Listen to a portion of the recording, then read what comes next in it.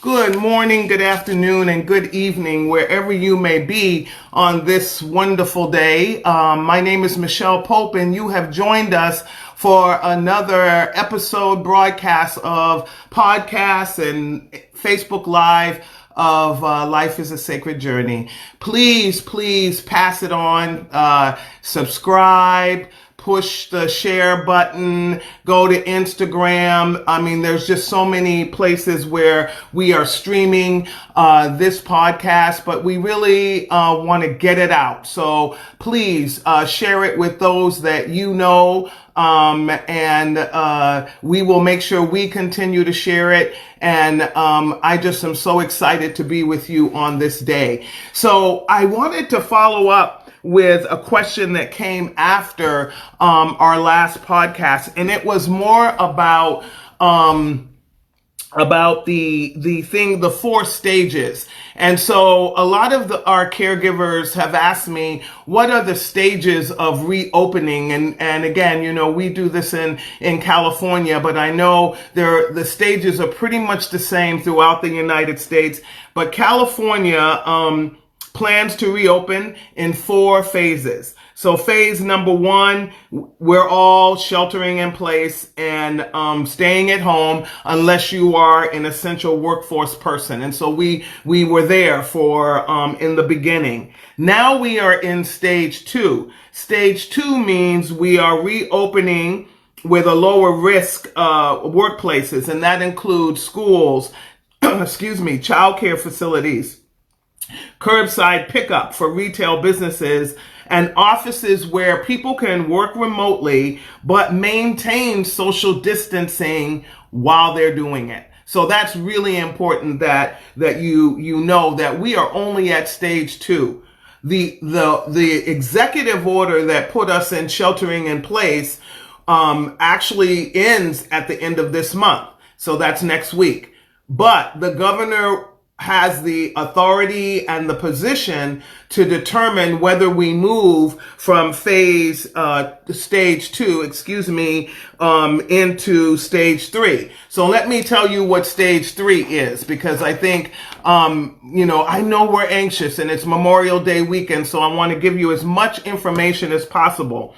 Stage 3 means we are reopening higher risk workplaces, which require close proximity to a person. So what is that? Hair salons, nail salons, gyms, movie theaters, and sporting events without live audiences. So people may very easily be out playing games, having baseball games, football games, or whatever in the future, but they're not going to have an audience, not a live audience. They may have an audience that is virtual. So that's stage 3. Good morning, Sister Teresa. It's good to see you. Thank you for joining us. Also in stage 4, that ends the stay-at-home order, and that will allow us to reopen concert venues, convention centers, and then have sporting events with live individuals coming to those sporting events. I want you to understand, good morning, Karen. I want you to understand that anxiousness and getting out there before we are ready, before this virus, there are still 70-something people dying in the state of California on a daily basis. We need to make sure that we need to be tested. I know I keep saying before ASEB reopens, ASEB stands for Alzheimer's Services of the East Bay. We have been open as an essential service, but before we have everybody coming back, I will definitely be retested to make sure that I'm not one of those people that are asymptomatic. And that's the dilemma with opening everything up. Good morning, Betty. Opening everything up is that if we open everything up and someone like me, who may have a really good immune system and I am asymptomatic, meaning no fever, no cough, no anything, and I come without my mask and I go back to, well, I always wash my hands, but you know what I mean. If we are in contact with each other, you could possibly get sick.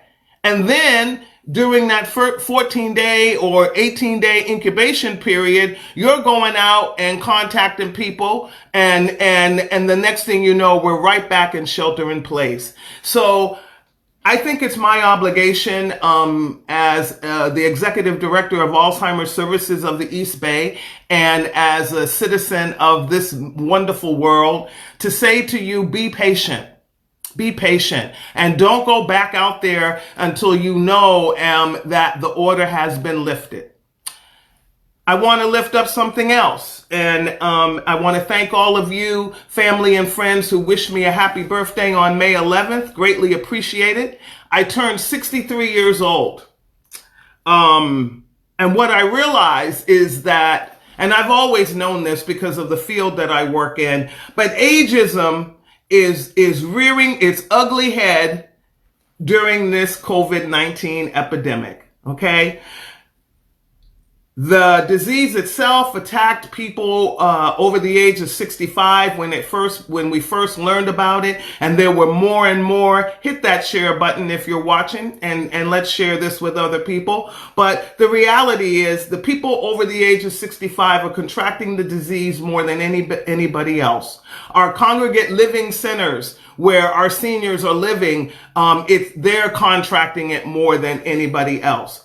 But what I'm concerned about are our politicians and the people who are leading our country using language or saying things like, well, you know, if a respirator, we only have one, we're going to give it to the younger person instead of the older person. Or, oh, well, you know, some folks, we're not going to worry about them so much. We need to make sure we have a vaccine for the younger people. I mean, these kinds of comments from our leaders only foster ageism among us in our local communities and our local context.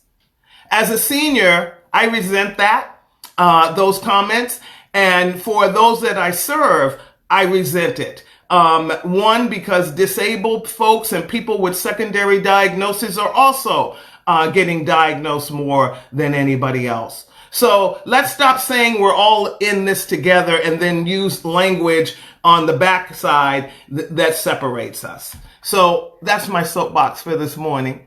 Thank you all so much for listening. So the cost of this pandemic for caregivers has been incredible. Today, I had the honor of having with us and all of you, and she's going to share her story, Tracie Fong. Tracie Fong is a caregiver and an essential worker, and we are very honored here at Alzheimer's Services of the East Bay to be caring for her daughter as she is going out into the world and helping to care for those of us that are sick. I want to give you a couple of facts. According to the Alzheimer's Association, there are 5.8 million Americans aged 65 or older living with Alzheimer's disease or some form of dementia or cognition disability. 16 million Americans provide unpaid care for them. That's their caregivers. They're just doing it because they love them. They're doing it because it's family. It's friends. Family members and friends provided nearly $244 billion in unpaid care to people with Alzheimer's and other dementias in 2019. And almost a quarter of all the Alzheimer's caregivers that are giving care or people who are providing care to people with cognition disabilities are from that sandwich generation. So we have a society that is practicing ageism, a society that looks at disabled people as individuals that have no value and cannot contribute in any way. And then we have caregivers who are providing care while working. And during this time of pandemic, if you're an essential worker, hearing that a service like Alzheimer's Services of the East Bay and all the other Medi-Cal services are up to be eliminated, some of them. Adult day healthcare, community-based adult services, and MSSP are two of the programs that are funded by Medi-Cal that are looking to be eliminated. Good morning to Jill Warren, and good morning to my brother Skylar. Skylar will be with us in another couple of weeks. We have to do some administrative stuff behind the scenes, but he will be coming on, and we're going to talk about spirituality during this time of this pandemic. So welcome to you, brother Skylar. So the other is we need to get in contact with our legislators. Our budget subcommittee will be meeting in the state of California on Sunday, and they will be discussing this issue. So please get in contact with your politicians, talk to them, send them letters, send them texts. Flood the lines with questions on Sunday. And I apologize that they're doing it on Sunday, but due to the pandemic, the scheduling has changed. So I want to bring Tracie Fong. Thank you, Tracie. I know you're an essential worker and that you work at night because you're a caregiver so that you can care for your daughter at home. But I want to welcome you to the mic and welcome you to Life is a Sacred Journey. And would you just give us the backdrop to your caregiving experience so that the audience can understand kind of what your caregiving experience is and what it is and how this pandemic has affected you, and then we'll go in, maybe we'll have enough time to go into the potential cuts. Sure, yes. Thank you for having me. It's my pleasure to be here, and I'm happy to represent all of the caregivers and frontline workers, especially during this really difficult time. My background is that I'm actually a nurse, and I work at California Pacific Medical Center in pediatric ICU, and my daughter is fully involved.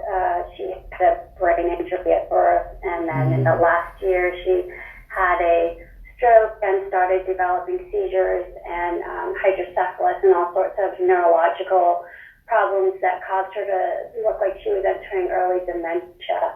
And I specifically looked around at many programs and found that your program really was the best place to meet her needs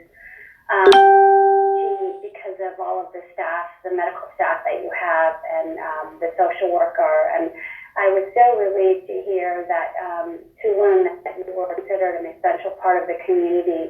But the question came up to me also was that why are not all programs for special needs adults, aged adults, people with Alzheimer's, why aren't they all considered essential to the community? Because they really are. As a caregiver, we have had a really long journey with my daughter. I have a son who thankfully came home from college to help me. Wow. But I do work nights as a nurse, 12-and-a-half-hour shifts, and my life really is about caring for my daughter and pretty much that. So everything else in place after that. She requires 24 care, and thankfully your program exists so I can have some respite. We know if once we start to talk of funding that there's very little out there, and you have to be very resourceful and aggressive sometimes to get the services that exist for people like my daughter, so that we can thrive on a day-to-day basis as caregivers. And to be a working caregiver as well, to have resources that support you in your need. We all work for all the obvious reasons, and so to support that is so important, because you're not saying I just want to hang out at home and just throw your tax dollars at me. You're saying support me in caring for my loved one at home. Instead of placement. The caring for her at home was important for you, and you made that decision. And have what other services in the community are supporting that decision for you? There aren't a lot. You would be surprised. We've had many years with her, and I've been had to become very resourceful and advocate a lot for her because they don't make known the programs that are out there to help people like Tarami, my daughter, and people like her and the aged population. There is a regional center, and as a nurse also, I've had patients who have had real chronic needs, and they've changed their scope of who they provide services for now. So they've cut out, if you have any type of special needs to provide services for you. Now it has to be a neurological kind of diagnosis. Okay. So, which is unfortunate. So it cuts out a ton of people who really should qualify because a lot of us don't have the ability to care 24/7, and it's very taxing and very exhausting, and then also able to go to work and provide for them as well. So regional center is one of them. There are different agencies that they contract out to. My daughter was deemed unsafe, sort of, to be left alone, and there's a separate protective fund, but they'll never tell you that unless you really push and ask for what's out there besides your only option of giving me, which is placing her outside of the home, which is not ideal for a lot of people. Well, and that's thank you for saying that, Tracie, because that is the only other option that people have. And again, I'm not saying, because I have many colleagues that work in congregate living situations, and for some families it's necessary, for some families it's what the choice they make, but it shouldn't be the only option. That you feel that it's either this or that, right? And having other ancillary services to support people staying at home lowers the cost of care, supports the family to remain a family structure, which I think is really important. And then it also creates this understanding that, this whole slogan that we've taken up during the pandemic, we're all in this together. And I keep saying, are we? Are we really all in this together? If you look at it, the most vulnerable population are the aged and the disabled, but there's nothing being done to help them at this time. In fact, we have night caregivers come in, and we got a call at the very beginning of this, and they said, we're not sending our workers out. And I said, why not? Wow. It's not, she's one person, she's not sick. I understand, I'm not sending a caregiver in, or, a night person in to stay with her if she were sick, but she was not. And they said, well, only in emergency situations are we going to send our workers out. And I said, well, this is an emergency. Yeah, it's an emergency, yeah. And we were home. She can't be left alone. So these are one of the many things that we have to fight for, and if they looked really at the bottom line, it costs so much more money to place someone in a home, which I'm not putting down because I do agree it does work for a lot of people. Yes. But not for us. But it does cost a regional center at least $6,000 a month to place someone, as opposed to paying, well, they end up paying them $13 an hour, someone in their home.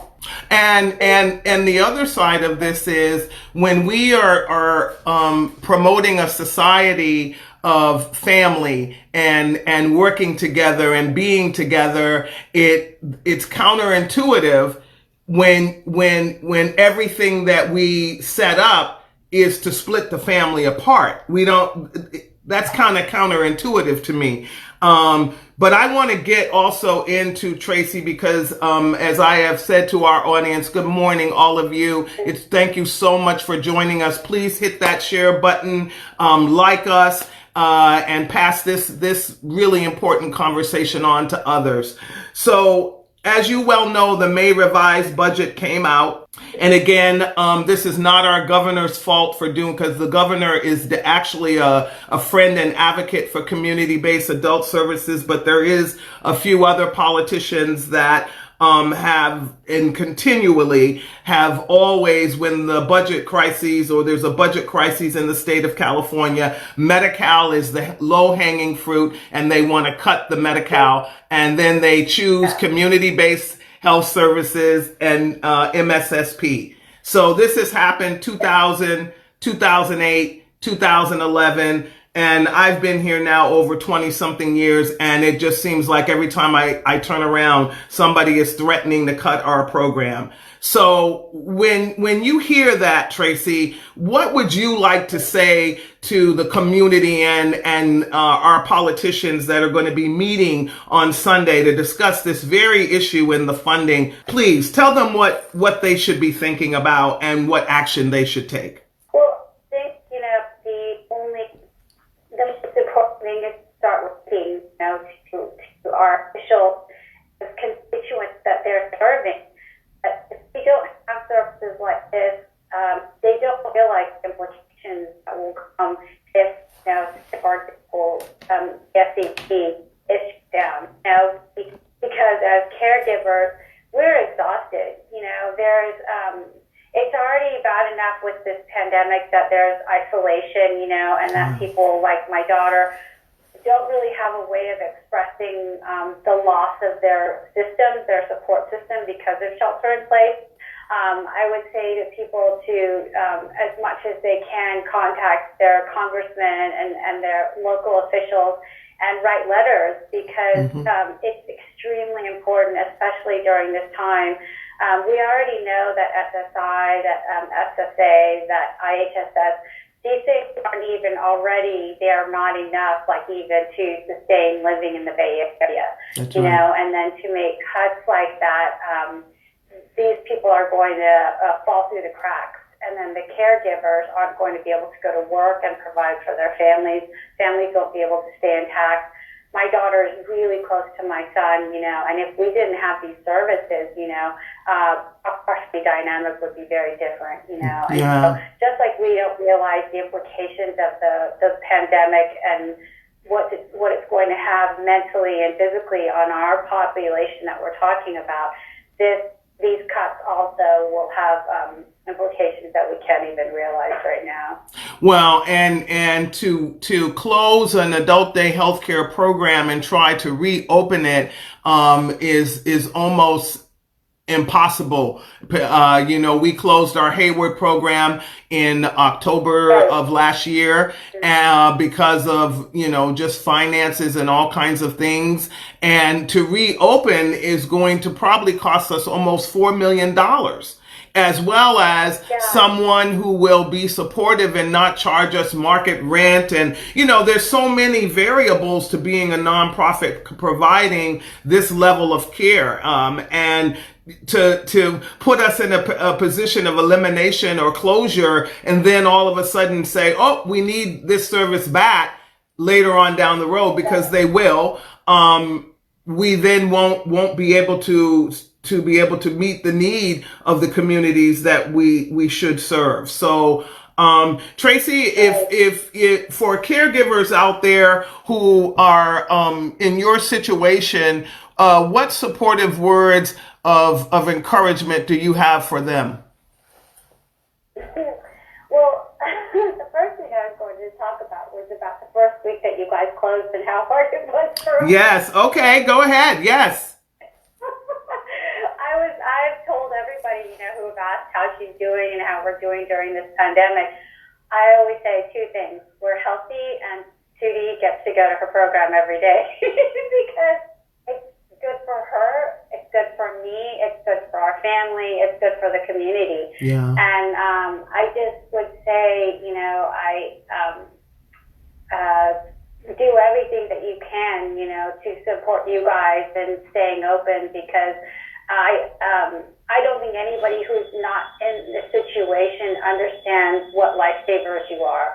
I mean, I write to Suzanne, your social worker, all the time about how much you save us, because it's extremely taxing, being a full-time caregiver, and the time that they are with you guys gives us a peace of mind, but also keeps us sane, and so it is my greatest hope, that you guys are not affected by these cuts.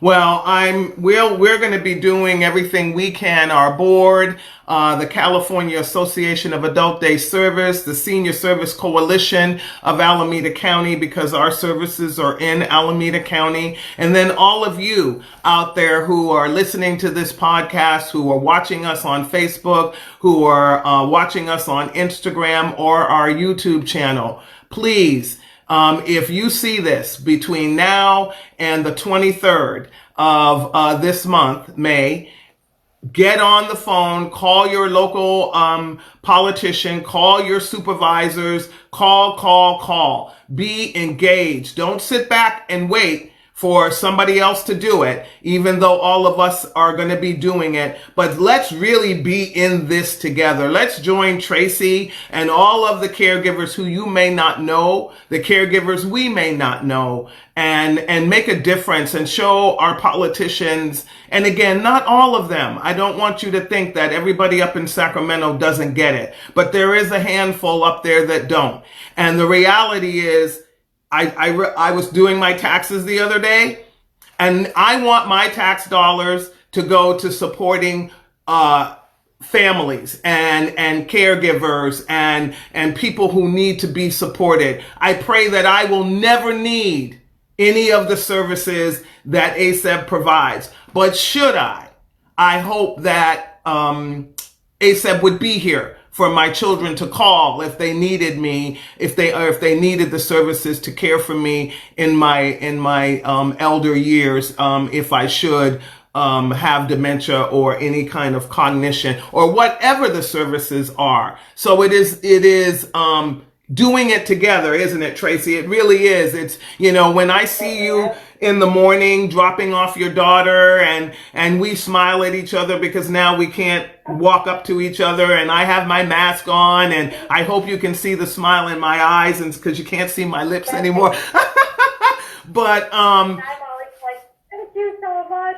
Yes, and you are so always grateful. And I just want you to know that the vision and mission of Alzheimer's Services of the East Bay has been for over 30 years just to serve. There's a whole lot of language in that, and there's a whole lot of levels of care, but our primary obligation to you is to serve you and to ensure that your daughter and everybody else that comes here has an active and wonderful day that honors and respects them and treats them with dignity. So I want to thank Tracie Fong for joining us today on Life is a Sacred Journey. I always say 30 minutes is never enough, Tracie. We just seem to start the conversation, but I'd love to have you back after the pandemic or again real soon, just to continue our dialogue so that people understand what the life of a caregiver is about, because many of us aren't caregiving anymore or haven't yet.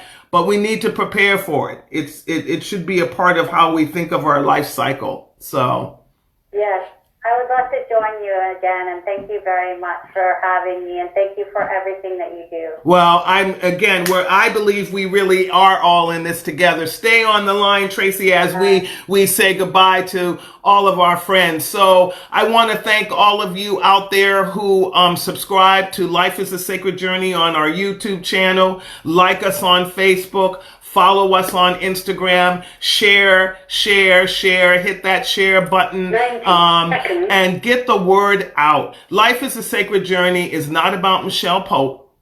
It's about getting the message out to caregivers and people who are not aware of the caregiving situation. It's about talking about topics that affect all of us, whether we're caregivers or whether we're aging in place in our communities. It's connecting. It's connecting the dots and really treating life as the sacred journey that it is. I want to thank my producer, Felicia, for always making me look good after, and for everything that she does to make sure that Life is a Sacred Journey comes to you every Friday at 8 a.m. So be well, be safe, use your hand sanitizer, wear your mask, and I know it's Memorial Day weekend. If you're going to have a party, because I know some of you will, because you don't obey the rules, at least keep a 6 to 10 foot distance from the other person. Put a mask on. and maybe bring your own lunch. I don't know, but try to make sure that you don't get sick and you don't make others sick. This is Micheal Pope, and we're closing out from Life is a Sacred Journey. Be well, be well, be well. And you know what? Be the change you want to see. I used to say that before when we did Life is a Sacred Journey. Be the change you want to see in the world, because without change, we will just keep repeating the mistakes that we keep making. Be well